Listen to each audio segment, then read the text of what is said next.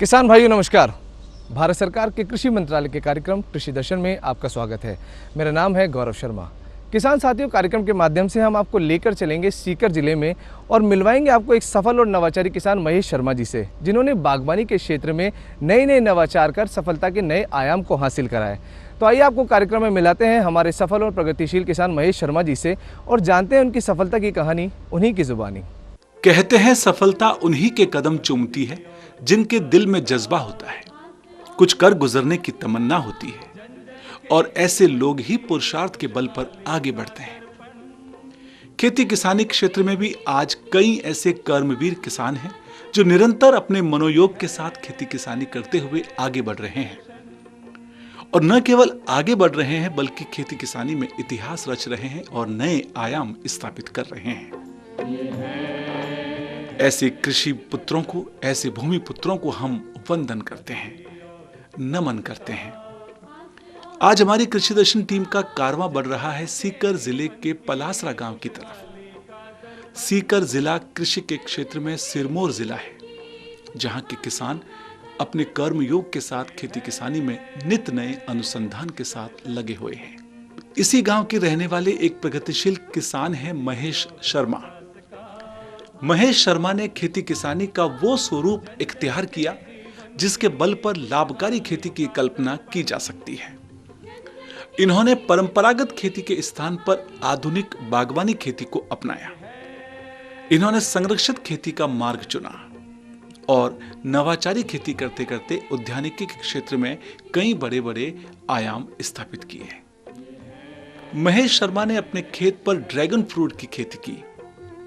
Dragon fruit की खेती करना राजस्थान के वातावरण में और जलवायु में एक बहुत मुश्किल काम होता है, लेकिन इन्होंने अपनी मेहनत के बल पर, अपनी निष्ठा के बल पर, अपने फार्म हाउस पर ड्रैगन फ्रूट की खेती का करिश्मा कर दिखाया।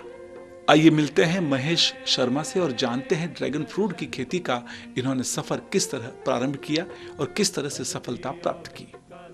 मेरा नाम महेश कुमार शर्मा, ये गांव मेरा पलासरा है और सीकर ज़िला का मैं रहने वाला हूं और मैं 2017 से ऑर्गेनिक खेती करता हूं। लेकिन इस फार्म पे मैं 5 साल से अभी मैंने इसको स्टार्ट किया है और पहाड़ के उस तरफ 5 एकड़ ज़मीन है और ये इधर भी मेरे 5 एकड़ ज़मीन है। तो अभी मैंने ये 2022 में ड्रैगन फ्रूट के 21 पोल लगाए हैं। 21 पोल पे 84 प्लांट आए हैं, एक पोल के 4 प्लांट लगते हैं और इसका 1.5 साल में प्रोडक्शन चालू हो गया था। पिछले साल भी प्रोडक्शन आया था और अब की बार भी इसका प्रोडक्शन आया है। 250-300 रुपये केजी में ये अच्छी तरह से सेल होता है, काफ़ी डिमांड है इसकी।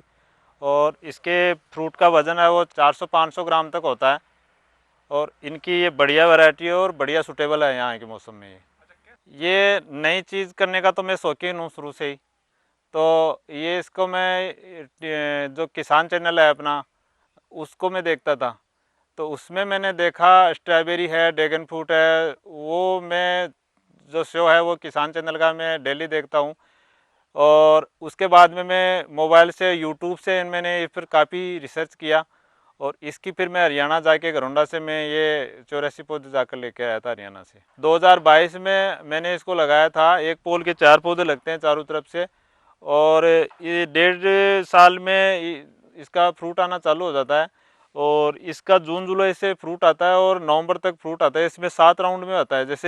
जैसे ये अभी पका हुआ फ्रूट है और ये पका हुआ फ्रूट है और दूसरा जैसे ये लग रहा है और जैसे उधर ये फूल आ रहा है, अभी इसका ये फूल आ रहा है। तो ये फूल आने के बाद में ये 40 से 45 दिन इसका जीवन काल होता है, उसमें ये पक जाता है। जैसे ये फ्रूट है, ये पक चुका है और ये 400-450 ग्राम का फ्रूट है ये। अभी तो ये 21 पोल हैं, तो हम गिने चुने फल ही बेचते हैं और घर में यूज लेते हैं, रिश्तेदार आते हैं और तो इसकी डिमांड तो काफ़ी अच्छी है। अब जैसे ये फ्रूट है तो ये मैं 100 रुपये में देता हूँ, 250 रुपये केजी के हिसाब से मैं देता हूँ इसको। मार्केट में इसका रुझान बहुत ज़्यादा है, काफ़ी डिमांड है, लेकिन मेरे पास तो अभी सीमित मात्रा में है। तो इसके देखते हुए मैं 400-500 पोल अगली साल लगाने का मैंने प्लान बनाया है। महेश शर्मा लगातार बागवानी के क्षेत्र में अनुसंधान करते रहते हैं। इनकी रुचि उद्यानिकी फसलों में इतनी ज़्यादा है कि इन्होंने अपने खेत पर व्यापक स्तर पर सब्जियों की खेती की।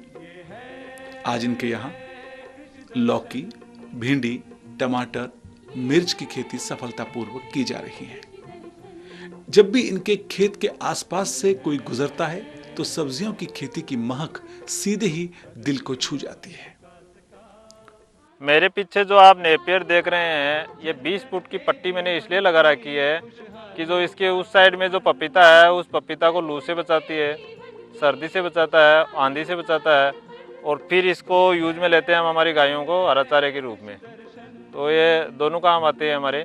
एक तो हमारी जो पपीता की फसल है उसकी सुरक्षा के लिए भी है, और दूसरा हमारे पशुओं के लिए हरा चारा भी इससे मिलता है। वो तो यहाँ नेपियर लगाना तो इसलिए ज़रूरी है कि पपीता एक सेंसिटिव फसल है, सर्दी गर्मी। यहाँ राजस्थान के अंदर इसके प्रतिरोध सारा मौसम रहता है, तो उसका सुरक्षा के लिए जो गर्मी और सर्दी से बचाने के लिए नेपियर है, इसके अंदर से आवाज़ आती है तो वो वातानुकूलित होकर जाती है उसके अंदर। तो पपीता की सुरक्षा के लिए ये आया कि इसको नेपियर लगाएं इधर। महेश शर्मा जी न केवल सब्जियों की खेती के लिए जाने जाते हैं बल्कि पपीते की खेती के लिए भी मशहूर हैं। इन्होंने पपीते की बड़े पैमाने पर खेती की। आज इनके खेत में पपीते लदे हुए दिखते हैं और हर कोई अनायास इनके पपीते की तरफ खींचा चला जाता है। पपीते की खेती तो वैसे तो हम पुश्ते नहीं करते आ रहे हैं। मेरे जन्म से पहले से मेरे पिताजी करते आ रहे हैं, उसका अनुभव भी मुझे है।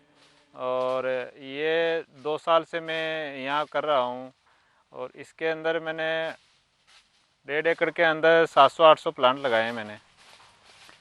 और ये जो वैरायटी है ये ताइवान रेड लेडी 786 और एक VNR की अमीना है। तो इसको मैंने पिछले साल सब्जियों के साथ ही अक्टूबर नवंबर में लगाया था। वैसे इसका लगाने का सही समय है वो फरवरी मार्च में है, और अभी ये फ्रूट तैयार हो रहे हैं और इनके फ्रूट तोड़कर सेल भी होने लग गए हैं 1 महीने से। और इसकी दूरी जो है वो 8x6 की है, लाइन से लाइन 8 फीट, और पौधे से पौधे की दूरी है वो 6 फीट है। इसके अंदर पहले गंवार और तिल दबाया था पिछली साल हरी खाद के लिए, और कंपोस्ट खाद 15 ट्राली गोबर की कंपोस्ट खाद जो देसी गाय का है वो लेकर उसको कंपोस्ट करके डाल के फिर बेड बनाकर पपीता लगा दिया, और पपीता के साथ में मटर लगा था ताकि मटर है वो उसको पपीता को नाइट्रोजन दे सके, और मटर को उखाड़ कर उसका फिर आच्छादन कर दिया है।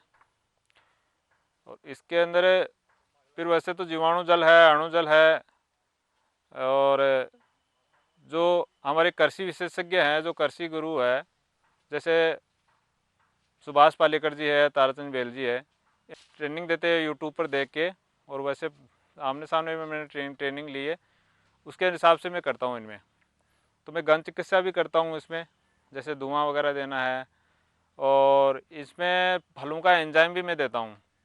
जैसे बील का पोटास के लिए बील का मैंने जैव रसायन बना रखा है, और खट्टा जैव रसायन बना रखा है, कड़वा जैव रसायन भी बना रखा है। फूल आने के लिए खट्टा देते हैं, और कीट पतंगों की रोकथाम के लिए, बीमारी की रोकथाम के लिए कड़वा, जैसे नीम की निमोलिका है और आक का है, उसका जैव रसायन मैंने बना रखा है। तो इनकी सारी जो ये बनाते हैं हम इसमें प्रोडक्ट डालने के लिए, वो हमारे गुरुजी हैं ताराचंद बेल जी, जो TCBT है, उनके फार्मूले में अडोप्ट करता हूँ मैं। ये इसमें केमिकल फ्री है, ये इसमें 0% केमिकल ऐसे मान लीजिए, न तो पहले इस ज़मीन में डला हुआ है और ना मैं अब डालता हूँ। मेरे पास 7-8 गिर गायें हैं, उनके गोबर, गौमूत्र, नीम, इनके द्वारा ही मैं सारे फार्मूले में बनाता हूँ और फिर इसमें डालता हूँ मैं। तो 100% ये ऑर्गेनिक है, और इनको मैं डायरेक्ट ग्राहक को ही सेल करता हूँ मैं। इसका टेस्ट है वो लाजवाब है, क्योंकि पूरा नेचुरल है। पेड़ पे पका हुआ ही, डाल पे पका हुआ तोड़ के मैं ले जाता हूँ, और डायरेक्ट मैं सीकर के अंदर बाजार ट्रस्ट की सहायता से स्टॉल लगवाए थे पिछले साल से। तो वहाँ पर हम जो स्मृति वन के गेट पर जो वहाँ घूमने आते हैं, तो वहाँ हम लगाते हैं। तो धीरे धीरे इतना इसका मार्केट जम गया है कि सब डिमांड है वो पूरी कर ही नहीं पा रहा हूँ मैं, और काफ़ी इसकी डिमांड है। 60 रुपये kg में मैं देता हूँ, तो हर बार कमी पड़ती है क्योंकि टेस्ट इनका बहुत अच्छा है। पपीते का प्रबंधन वैज्ञानिक आधार पर किया, जिसमें इन्होंने कृषि विज्ञान केंद्र और कृषि अधिकारियों से भरपूर मार्गदर्शन प्राप्त किया। अब आइए मिलते हैं कृषि अधिकारियों से और जानते हैं इनकी सफलता की कहानी के बारे में विस्तार से। हमारे बहुत ही प्रगतिशील किसान है ये, इन्होंने बहुत अच्छा अपना फार्म डेवलप कर रखा है। इसके अंदर इन्होंने मुख्यतः ड्रैगन फ्रूट लगा रखे हैं, जो कि यहाँ पे अच्छे से सक्सेस है। और एक पपीता की खेती पे इनका विशेष फोकस है। पपीता में इन्होंने लगभग इस टाइम पे 800 पेड़ लगा रखे हैं। इसके अलावा ये जैविक खेती से वेजिटेबल्स का है, इनका सभी वेजिटेबल्स लेते हैं, सीजनेबल वेजिटेबल्स जो भी होती है उनका प्रोडक्शन करते हैं। और टोटल फ्रूट और वेजिटेबल दोनों ही इनका जैविक प्रोडक्शन है और बहुत ही मेहनती किसान है ये। इस बार इन्होंने आम के ऊपर भी इस बार लगाए हैं, आम के प्लांट्स भी इन्होंने अलग अलग वैरायटी लगाई है, लगभग 10-15 वैरायटी है इनके पास। इसके अलावा इन्होंने पपीता के अंदर इंटरक्रॉपिंग में इन्होंने हल्दी का भी ले रखा है। और ये किसान अभी स्ट्रॉबेरी का भी इन्होंने पिछले साल से किया है, स्ट्रॉबेरी पे भी इन्होंने बहुत बढ़िया पिछली बार स्ट्रॉबेरी का प्रोडक्शन भी लिया है। इसके साथ ही इन्होंने पशुओं के लिए जो नेपियर घास है वो बहुत ही अच्छे तरीके से लगा रखी है। इससे दोनों काम में लेते हैं। नेपियर घास से तो पशुओं को हरा चारा मिलता है, साथ में ही जो सर्दी में सर्द हवाएं और गर्मी में जो गर्म हवाएं चलती है, लू चलती है, उससे भी इनकी जो फसल है उनको काफ़ी बचाव होता है उस चीज़ से। और इसके साथ ही इनकी जो जैविक प्रोडक्शन है उसकी मार्केट में अलग से डिमांड है। ये जहाँ सेल होती है ना तो बाजार रेट से ज़्यादा मूल्य मिलता है इनको। जैविक खेती के लिए सर इन्होंने सर्वप्रथम तो अपने FIM जो गोबर की खाद है उसको अच्छे तरह से सड़ा गला के यूज़ लेते हैं, जिससे उनका कोई अलग असर नहीं होता। जैसे दीमक वगैरह उसका प्रकोप बहुत कम होता है उससे। इसमें जैविक खेती में इन्होंने सबसे पहले तो FIM जो अपने गोबर की खाद है वो काम में लेते हैं। और इसके साथ ही जैसे अपने काढ़ा वगैरह बनाते हैं वो काम में लेते हैं। जीवामृत है, ये सब जो भी जितने भी प्रकार के बनाते हैं, नीम ऑयल है, ट्राइकोडर्मा है, ये सब जो भी जैविक प्रोडक्ट है वो सारे काम में लेते हैं ये। और उससे बहुत ही शानदार जैविक का रहता है। केमिकल बिल्कुल भी यूज़ नहीं है इनके फील्ड में। सबसे अच्छी बात ये है कि केमिकल फ्री खेती कर रही है। पपीते की इन्होंने रेड लेडी 786 लगा रखी है और एक वैरायटी और लगा रखी है। 2 वैरायटी है इनके फील्ड में। और पपीते की खेती इन्होंने पिछली बार अक्टूबर में लगाई थी और इस टाइम में सितंबर से इनका प्रोडक्शन चल रहा है और अब तक बहुत अच्छा प्रोडक्शन चल रहा है इनका। ये किसान इनकी देखो सबसे खेती का मेहनत पे है इनका सबसे, क्योंकि यहाँ पे जिस जगह ये रहने वाले हैं वहाँ पे पानी की बहुत ही कमी है। पलासरा गांव है, यहाँ पे पानी बहुत कम है, लेकिन इन्होंने अपने अथक प्रयासों से जो इनके पास में 100 गांव है वहाँ पानी तो प्रचुर मात्रा में है, वहाँ से कम से कम 4-5 हज़ार फीट लंबी पाइपलाइन बिछा के और पहाड़ी के ऊपर से पाइपलाइन लेके ये यहाँ तक पानी लेके आए हैं। उसको एक छोटा फार्म पॉन्ड बना रखा उन्होंने, उसमें स्टोर करते हैं और फिर बूंद बूंद सिंचाई के जरिए ड्रिप सिंचाई से ये पूरा खेत को सिंचित करते हैं। इनकी कंडीशन शुरू से ही गरीब किसान के रूप में रही है, लेकिन धीरे धीरे विकसित राह पे है ये। और अपनी मेहनत लगन से और इनकी जो सीखने की प्रवृत्ति है उससे बहुत अच्छा कर रहे हैं अब तक। किसान महेश जी ने जो नवाचार किया है, सबसे बढ़िया नवाचार किया है इसमें ड्रैगन फ्रूट में। जो इन्होंने पौधे लगभग हरियाणा से खरीदे थे इन्होंने, और इसके लगभग अभी 84 पौधे लगा रखे हैं इन्होंने। 21 पिलर है इनके पास, इसमें 84 पौधे लगा रखे हैं। और इस बार फ्रूटिंग पिछली बार तो कम हुई थी, थोड़ी शुरुआत स्टेज थी, इस बार अच्छी फ्रूटिंग हुई है इनकी। एक प्लांट से लगभग 4-5 किलो ड्रैगन फ्रूट प्राप्त हो जाता है। और फ्रूट की वैल्यूएशन तो बहुत शानदार वैल्यूएशन है उसकी। ये लगभग अभी ये 300 रुपये के जी यहाँ पे बिक रहा है। फ्रूट का 300 रुपये के जी बिक रहा है। इसकी न्यूट्रिशन वैल्यू, मेडिसिन वैल्यू अच्छी है। स्वास्थ्य के हिसाब से बहुत ही शानदार। जो डायबिटीज़ पेशेंट है और कैंसर पेशेंट है उनके लिए अच्छा रिजल्ट है इसका अब तक। किसान भाइयों, आज परंपरागत खेती के स्थान पर बागवानी काफी लोकप्रिय हो रही है। बागवानी में मुनाफा ही मुनाफा है।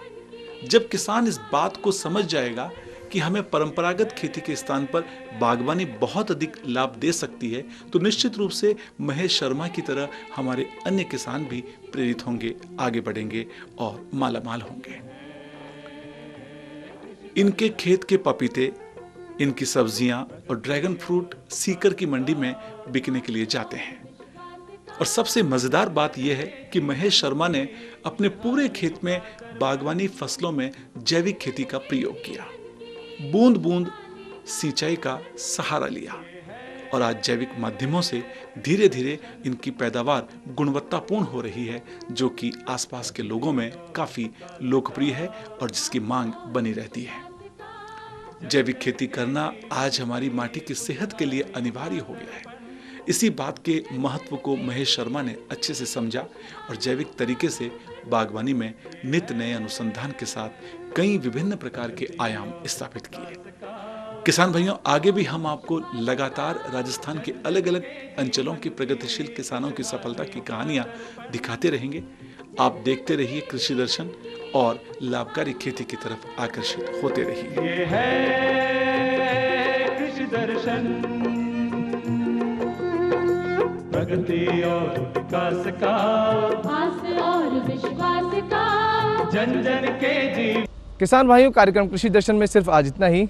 हमें आशा है कि आज के कार्यक्रम में दी जानकारी का भरपूर लाभ लेंगे। किसान साथियों, अगर आप हमसे जुड़ना चाहते हैं या कार्यक्रम के प्रति हैं आपके कोई सुझाव, तो आप पत्रों के माध्यम से हमसे जुड़ सकते हैं। हमारा पता है कृषि दर्शन, डीडी राजस्थान, दूरदर्शन केंद्र, जयपुर। आप हमें ईमेल भी कर सकते हैं। हमारा ईमेल एड्रेस है krishidarshanjaipur@gmail.com। आज के लिए कार्यक्रम में सिर्फ इतना ही। कल फिर मुलाकात होगी खेती किसानी की कुछ नई जानकारी और नई बातों के साथ। तब तक के लिए दीजिए इजाज़त। नमस्कार।